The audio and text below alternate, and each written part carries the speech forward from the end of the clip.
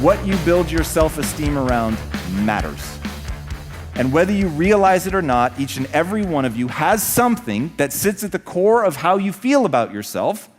And from that, your identity, your sense of self-worth, your self-esteem, it is all built around that thing. And I will tell you the trap that most people fall into, that I certainly fell into, that led me into hiding in bed for 5 hours at a time every morning, was that I valued myself for being smart, for being right, for being good, for being worthy, all incredibly fragile traits. And I kept encountering people who were smarter than I was, who were right more than I was. And it made me feel badly about myself. Now, if there's anything you know it's that humans move towards the things that make them feel good, and they move away from the things that make them feel bad. So you can understand that is a terrible strategy to have this very fragile thing that holds my entire sense of identity and self-worth. I'm smart. I meet somebody smarter than me, and I don't think, what can I learn? Because I think an old dog can't learn new tricks. This isn't about pushing myself and changing my mind the way that I can change my body. This is about fucking survival, emotional survival, and getting into the psychological immune system. The psychological immune system is powerful, and they found, this freaks me out, but you're gonna love it. The more delusional a person is, the happier they are. That shit is real. And we all have that one crazy friend who you're like, damn. But they look like they're having a great time. So I'm not saying that it's not powerful. I'm just saying it's not going to help you live an extraordinary life. Why? Because if you want to do something extraordinary, you have one job. Leave your fellow humans in awe. Now, when you think about, holy shit, my job as a parent, as an entrepreneur, as an athlete, as a speaker, as a whatever you want to be, you've got to get so good at that thing that when people see you do it, you make them experience the most potent human emotion, and that is awe. To get that good is a terrifying journey of self-discovery and confronting who you really are. Because you cannot make change until you acknowledge where you're actually at. Now, why?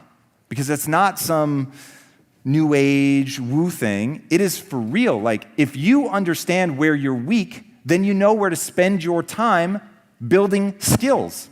To me, the gap between where you are now and where you want to go is a gap of skill set. And once I realized that, and I made the choice to believe that this whole brain plasticity thing was real, even though it was being hotly debated, then I could shift my self-esteem from being smart, right, good, worthy, to being that of the learner. The learner is the only identity that I have ever found that is anti-fragile. As Nassim Taleb says, things that are robust, that are strong, that are tough, that can take just a lot of abuse before they break, they are still ultimately defined by their breaking point. Something that is anti-fragile, on the other hand, is something that the more you attack it, the more it is pounded on, the stronger it gets. Now imagine being able to build a belief system, the thing that you build your self-esteem around, if all of that were tied to something that is truly anti-fragile, that the more somebody comes after it, the more robust it becomes. Being a learner is that answer. Think about it. If somebody is going to come after you and they want to hurt your feelings, there is one thing every time they will reach for. That is something that is true. When people try to hurt you, they go for the most real thing and they fucking jab you right in your heart because they know it's going to hurt because it's real, man. And that's mean for sure, and it hurts for sure. But if you think of it like this, when somebody's throwing a rock at you with the intention of hurting you, you can put your defenses up, you will deflect that rock, never to be seen again, or you can lower your defenses, let it hit you in the face, knowing that it will hurt, but also knowing now at your feet, is not a rock, it's a lump of gold. Because they've given you an insight into where you are weak.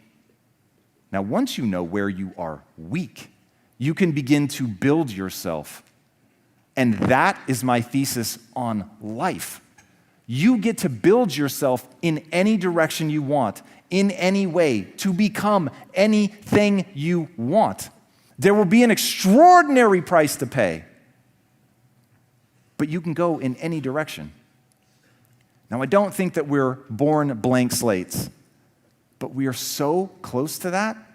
To worry about where your limits are is to miss how much you can improve. So focus on how much you can improve. There's an amazing quote by Alexander Solzhenitsyn, the author of the Gulag Archipelago.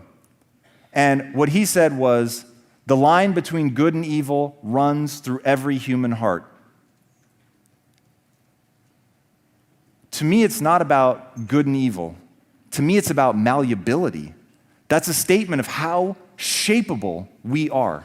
Now, here's the terrifying thing about how we get shaped. It happens when you're young. You get all these things that come to you that seem to be simply true.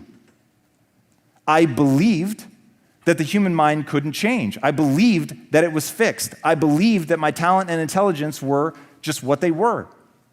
It all seemed true.